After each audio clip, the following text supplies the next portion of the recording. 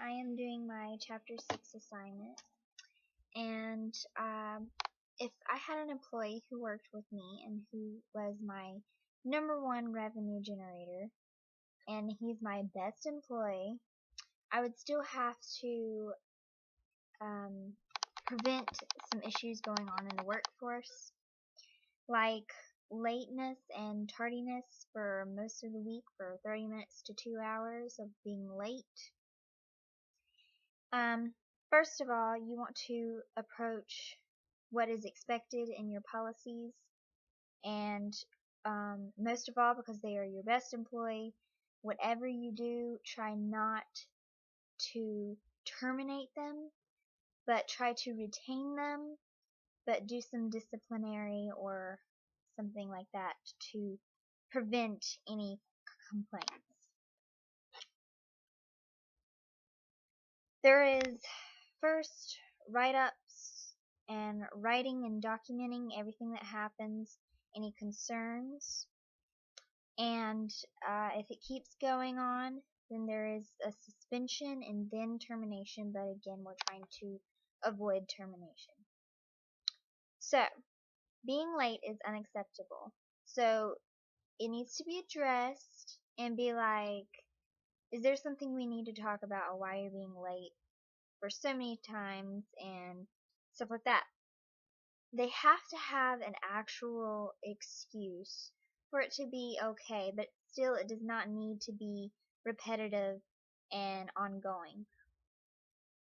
First of all, if they are going to be late and it's a reasonable issue, someone's sick, someone got hurt, blah blah blah, they need to call in and let us know, or whatever like that. But in situations that is not okay, you need to set a time and kind of stretch it out on when they can be late or not if anything happens, because you need to let them know that being late is not acceptable. It can show favoritism to the other employees, and it is not a good example if you let this go on. But this is one of those situations you keep writing up if they keep showing any lateness for any unknown reasons.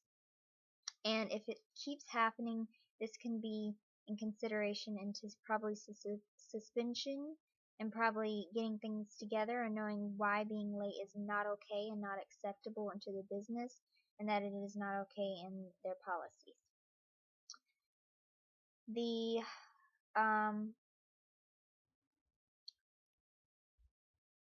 This could also bring in the act of FMLA. If there is a actual reason, that could be taken care of pretty promptly and seriously. But if unexcused, you need to be flexible and give them warnings and document it until it gets more serious.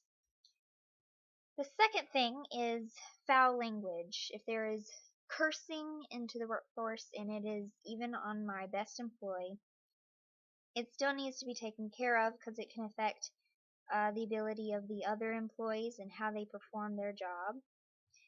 So addressing it to them and saying, hey, can you try to refrain from using foul language, and just approach them, hey, it's not good for the employees, could you tone it down, and notify that probably when you document a write-up or whatever, you can say that they are using foul language and it is not okay. Policy, everything about this should be in the policy, and notify them that it's not good for customers. If they hear any foul language, it could probably be bad for business, and try to refrain from that happening and prevent that from happening.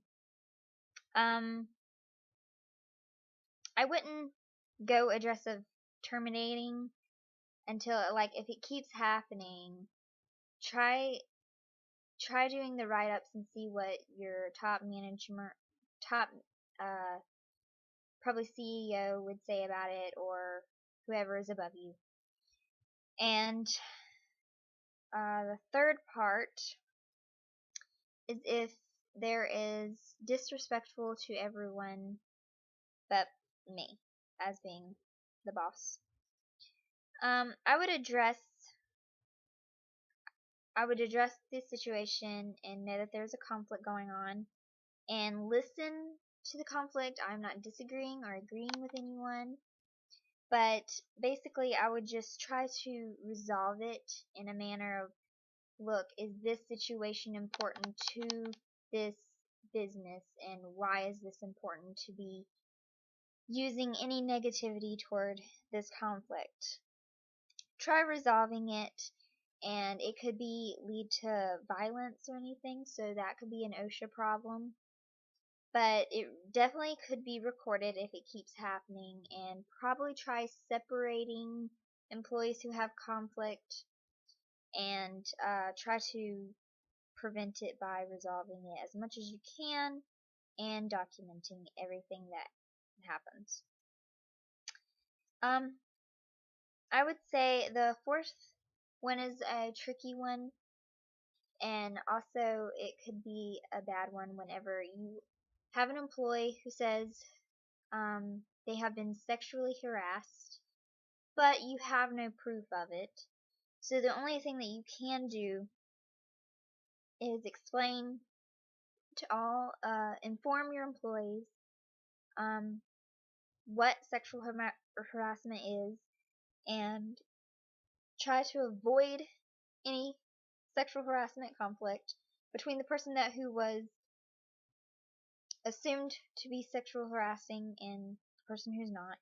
And just say that there is no retaliation whatsoever into the business and workforce. And basically record every little thing that you do is when you start the investigation, because the investigation is the most important thing you can do and the only thing you can do at that point. When you do an investigation, yes, it is expensive, but you would rather have an investigation and figure out what the problem is, know that there is a problem, and try to terminate it if it is. So, you can talk to them, and even for the the person who's being accused, let them know that they are not accused yet. It is being investigated, and nobody is telling them that they did it or didn't. That it is being investigated, and until further notice, that everybody should be treated fairly, but try to refrain from any sexual harassment whatsoever from then on. Basically, it will inform the EEOC and OSHA, of course. All these can be investigators, and pretty much sexual harassment is illegal and needs to be taken seriously, and it can affect the other employees' way of production or whatever you're doing in your company, and let them file a complaint, and that will be noticed, which would cause the investigation, and try to avoid it by separation, and try to tell the person who is being accused to try to avoid it. Most likely, if the investigation goes well, then they will get arrested because it is illegal. But if it doesn't, still try to keep equality and keep things calm, and probably separate into a different workforce or whatever, and just try to resolve it in another way so everyone is comfortable. And that is all I got for chapter 6.